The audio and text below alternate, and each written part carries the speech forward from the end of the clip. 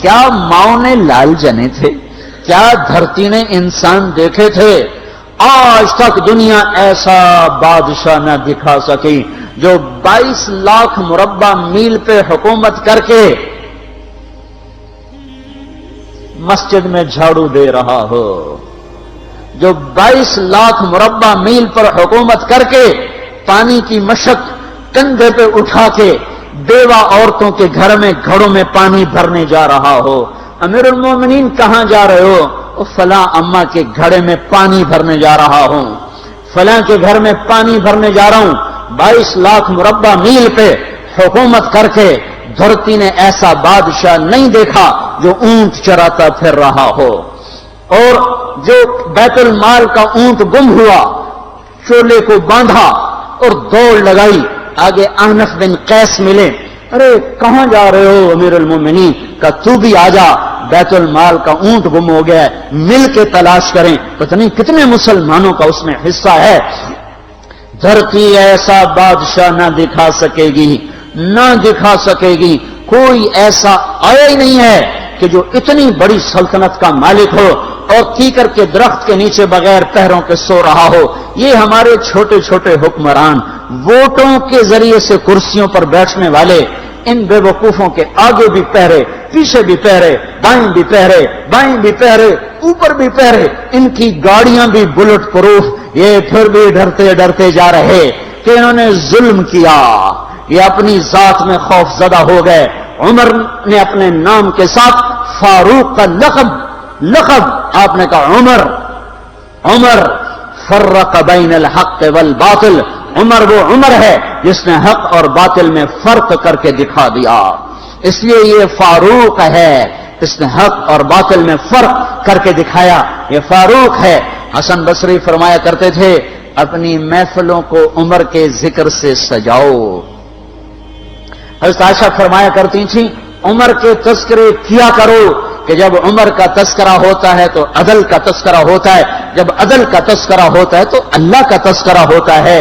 کہ ہم عائشہ رضی اللہ تعالیٰ عنہا فرمایا کرتی تھیں اتنے بڑی سلطنت پر حکومت کرنے کے بعد اللہ کی راہ میں جانے والے مجاہدین کے گھر جا کھڑا ہوا ہے، دروازے پہ دستک دے رہا ہے، بیٹی کوئی بازار سے سودا لینا ہو تو مجھے بتاؤ، تیرے گھر والا تو اللہ کی راہ میں ہے، میں تمہارے گھر کا سودا لے آؤں، کیا کیا چیز چاہیے؟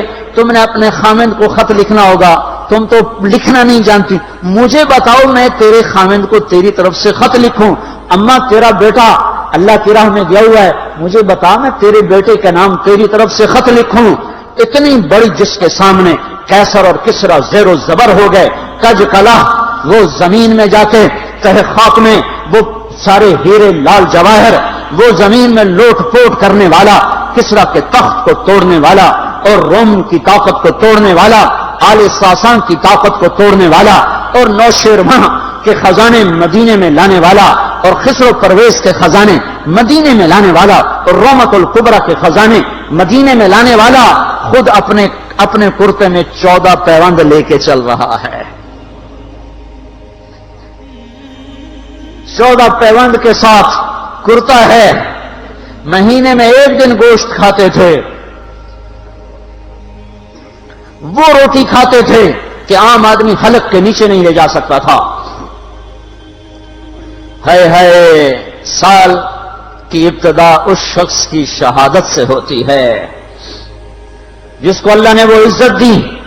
آپ نے کہا میرے 2 وزیر آسمان میں، 2 وزیر زمین میں، آسمان پہ جبریل اور میکائیل میرے وزیر ہیں، زمین پر ابو بکر اور عمر میرے وزیر ہیں۔ آپ فرمایا کرتے تھے ابو بکر عمر اگر کسی بات پہ جمع ہو جائیں تو میں ان کے مشورے کے خلاف کبھی نہ کروں گا۔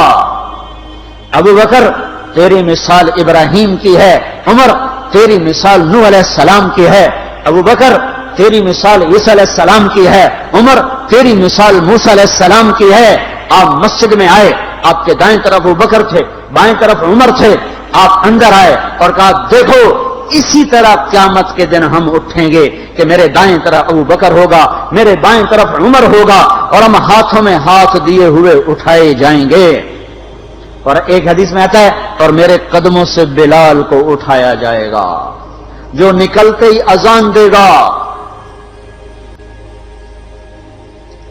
جس کے اسلام لانے نے اسلام کو اونچا کیا، جس کے اسلام لانے نے باطل کو پست کیا، جن راہوں سے عمر گزر جائے شیطان وہ راہیں چھوڑ دیتا تھا۔ عرفات کا میدان تھا، 1.25 لاکھ مقدس ہستیاں سامنے ہیں۔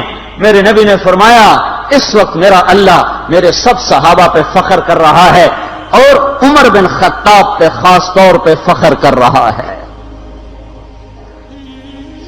خاص طور پہ فخر ہو رہا ہے، عمر بن خطاب پہ خاص طور پہ فخر ہو رہا ہے۔ میرے بعد کوئی نبی ہوتا عمر ہوتا۔ عمر، میں نے رات جنت میں محل دیکھا، ایک اینٹ موتی کی، ایک یاقوت کی، ایک زمرد کی۔ میں نے پوچھا یہ کس کا ہے؟ کہا گیا ایک قریشی کا ہے۔ میں نے کہا میں قریشی ہوں، اتنا خوبصورت محل ہے، میرا ہی ہوگا۔ جب جانے لگا تو فرشتے نے کہا یہ آپ کے غلام عمر بن خطاب کا ہے۔ وہ کیا مبارک لوگ ہیں کہ جنہیں نبی کے گھر میں قبر نصیب ہو، ایک طرف ایک ساتھی، ایک طرف دوسرا ساتھی، جن کو نبی کے دو پہلوؤں میں جگہ ملی ہو۔ وہ کیسی عظیم ہستیاں، اتنی بڑی سلطنت کا مالک اور اتنے بڑے عدل کی نشانی بن کر مدینے میں مسجد میں بیٹھے رو رہے ہیں۔ امیر المومنین کیوں رو رہے ہو؟ کہا دجلہ کے کنارے کتا بھی پیاسا مر گیا تو پوچھ تو عمر کی ہوگی، فرات کے کنارے کتا بھی پیاسا مر گیا تو پوچھ تو عمر کی ہوگی۔ راتوں کو پہرے دیے جا رہے ہیں، راتوں کو خبر گیری کی جا رہی ہے۔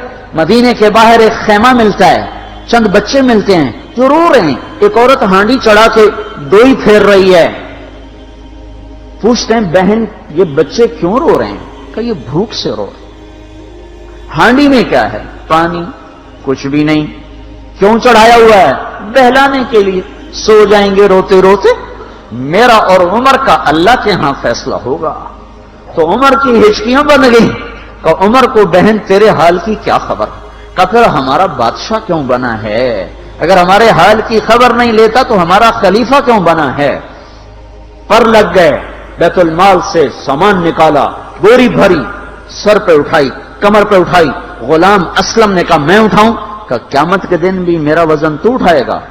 اسی طرح بھاگے ہوئے آئے، پنیر نکالا، آٹا نکالا، گھی نکالا، شہد نکالا، ڈال کے ہانڈی میں نیچے آگ، خود دھواں گیلی لکڑیوں میں پھونکے مار مار مار آگ جلائی، حلوہ تیار کیا، پھر پلیٹوں میں ڈال ڈال کے بچوں کو کھلایا۔ وہ عورت کہنے لگی کاش عمر کی بجائے تو خلیفہ ہوتا۔ تو یہ نہیں کہا کہ میں ہی عمر ہوں، میں ہی عمر ہوں۔ فرمایا جب کل تو امیر المومنین سے ملے گی تو مجھے بھی وہیں دیکھ لے گی، مجھے بھی وہیں پا لے گی۔ پھر وہاں بیٹھ کے دیکھتے رہے، اٹھ کے چل دیے۔ بچے ہنسنے لگے، کھیلنے لگے تو اپنے غلام سے فرمایا میں نے انہیں روتا دیکھا تھا، میرا جی چاہا میں انہیں ہنستا بھی دیکھوں۔ 22 لاکھ مربع میل پہ اسلام پھیلا کر حکومت اس سے بھی بڑے علاقے میں لوگوں نے کی۔ چنگیز نے اس سے زیادہ فتوحات کی، محمود غزنوی نے اس سے زیادہ کی، سکندر تیمور نے اس سے زیادہ کی۔ پر فتوحات کر کے یوں خدمت کر رہا ہو، پانی بھر رہا ہو، اونٹ چرا رہا ہو، امامت کرا رہا ہو، 14 پیوند لگے کپڑوں کے ساتھ خلافت کے تخت پر بیٹھا ہوا ہو، یہ دھرتی میں پھر کوئی نہیں آئے گا۔ ہے نماز میں خنجر لگا، نماز پڑھاتے ہوئے 27 ذوالحج، 27، 28، 29 یکم کو انتقال ہوا۔ یکم محرم موت کے آثار گہرے نظر آئے۔ بیٹے کو بلایا کہ بیٹا جاؤ اما عائشہ سے پوچھ کے آؤ کہ عمر اپنے ساتھیوں کے ساتھ دفن ہونے کی اجازت چاہتا ہے۔ امیر المومنین کے لقب سے بات نہ کرنا، عمر کہنا۔ عمر، اب میں امیر المومنین نہیں رہا۔ جب وہ پوچھنے گئے تو حضرت عائشہ رو رہی تھیں۔ انہوں نے عرض کیا اما جان میرا باپ اپنے ساتھیوں کا پڑوس چاہتا ہے۔ انہوں نے فرمایا یہ جگہ تو میں نے اپنے لیے رکھی تھی، لیکن اگر عمر چاہتے ہیں تو ان کو مجھ پر فضیلت ہے، میں ان کے لیے دستبردار ہوں۔ انہوں نے واپس آ کر خوشخبری سنائی، مبارک ہو اجازت مل گئی۔ کہ نہیں شاید میرے شرم میں اجازت دی ہو، جب مر جاؤں تو مجھے دوبارہ دروازے کے سامنے رکھ کر پھر جا کے پوچھنا، اس وقت اجازت ملے تو پھر لے جانا، ورنہ مجھے بقیع کی طرف لوٹا دینا۔ اتنے میں حضرت علی آئے، پریشان دیکھا، عمر کیوں موت سے ڈر گئے؟ کہ نہیں، موت کے بعد کی گھاٹی سے ڈر رہا ہوں۔ کہ ڈرو نہیں، میرے ان کانوں نے سنا ہے اور اتنی دفعہ سنا ہے کہ میں گن نہیں سکتا کہ اللہ کے نبی فرمایا کرتے تھے ابو بکر اور عمر جنت کے بڑی عمر کے لوگوں کے سردار ہیں۔ آپ نے فرمایا تو اس بات کی گواہی دے گا؟ کہ میں بھی دوں گا، میرا بیٹا حسن بھی دے گا۔ امام حسن بھی ساتھ تھے۔ کہ میں بھی دوں گا، میرا بیٹا حسن بھی گواہی دے گا۔ پھر بھی ہے جو جنت کی بشارتیں لیے ہوئے ہیں، 10 مبشرہ، ابو بکر جنتی، عمر جنتی، عثمان جنتی، علی جنتی، طلحہ جنتی، زبیر جنتی، ابو عبد الرحمن بن عوف جنتی، ابو عبیدہ بن جراح جنتی، سعید بن زید جنتی۔ آپ نے نام لے کر گنے، نام لے کر گن کر کہا، سنو ابو بکر جنتی ہے، عمر جنتی ہے، عثمان جنتی ہے، علی جنتی ہے، طلحہ جنتی ہے، زبیر جنتی ہے، سعد بن ابی وقاص جنتی ہے، عبد الرحمن بن عوف جنتی ہے، ابو عبیدہ بن جراح جنتی ہے، سعید بن زید جنتی ہے۔ میں ان سے راضی ہوں، لوگوں ان کا حق پہچانو، میں ان سے راضی ہوں، میں ان سے راضی ہوں۔ پھر آپ نے فرمایا اگر تم نے ان کے بارے میں کسی ایک کے بارے میں بھی دل میں بغض لے کر مر گئے، اور تم نے اتنی بندگی کی تھی کہ سوکھ کے کانٹا ہو گئے تھے، روزے اتنے رکھے تھے کہ پیٹ کمر کو لگ گیا تھا، سجدے اتنے کیے تھے کہ تمہارے ماتھے اور گھٹنوں پر پتھروں جیسے نشان پڑ گئے تھے، اتنا کچھ کر کے ان 10 میں سے کسی ایک کا بغض لے کر اگر تم مر گئے تو اللہ تمہیں منہ کے بل جہنم میں گرا دے گا۔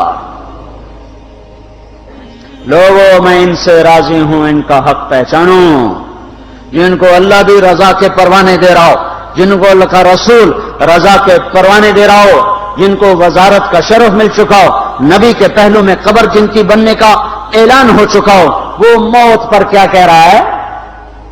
موت پہ کیا کہہ رہا ہے؟ اپنے بیٹے سے کہا میرا سر زمین پہ ڈال دے۔ ان کی گود میں سر تھا عبداللہ بن عمر، تو انہوں نے گود سے ہٹا کر پنڈلی پہ رکھ لیا، یہاں رکھ لیا۔ چلے یہ کیا کہہ رہا ہوں، کیا کہہ رہا ہوں، سنتے نہیں ہو، زمین پہ ڈال دو۔ تو انہوں نے زمین پہ ڈالا تو اپنے چہرے کو مٹی میں رکھ دیا اور ایسے ملنے لگے اور کہنے لگے اے میرے رب، اگر تو نے عمر کو معاف نہ کیا تو عمر ہلاک ہو جائے۔